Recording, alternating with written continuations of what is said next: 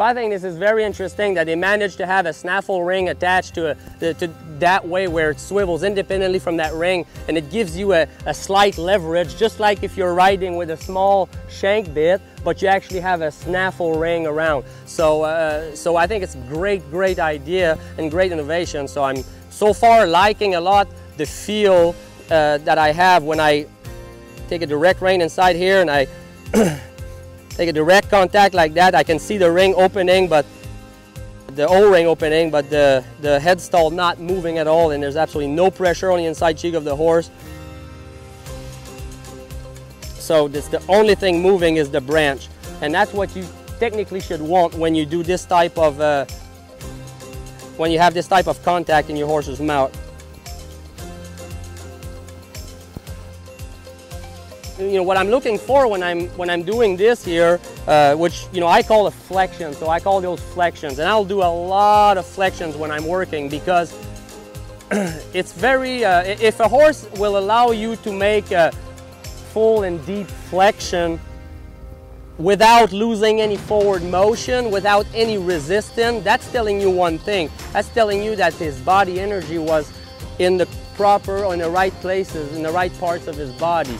Because if he was too heavy on his shoulder, or he was resistant, or not in a good state of mind, or whatever reason, that he would resist me when I ask my flexion. But if I'm walking, trotting, or even loping or spinning, but if I'm doing a high adrenaline maneuver, or something that the horse has to more locomotion or more action, usually if the horse should have all his body energy concentrated in the proper parts of his body to execute the maneuver or to do what I'm asking him to do properly. So for a horse to lope and hold himself in the proper position and have most of his energy in his hind end and in his shoulders in order to be lighter on his legs, it's the same as a football player, basketball player. They'll be doing a lot of side pass, and train their legs to react that way, build them physically to do this, because this is what they do when they're playing a game. So when no matter what discipline you're doing,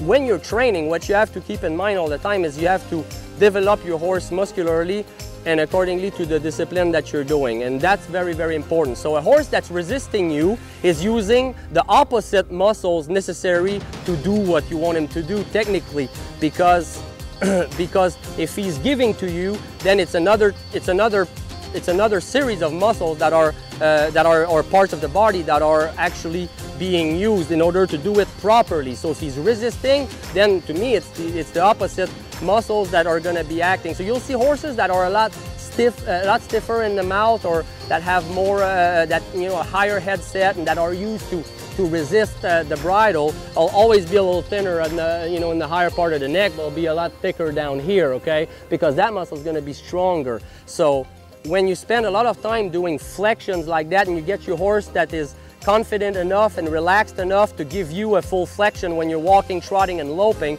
but what you're doing then is that you're building your horse physically in the right parts of his body, because he's allowing himself to give you that deep of a flexion, while in locomotion. And that's very hard for a horse to do. So a horse has to be very relaxed and has to pay attention to what he's doing in order to do that.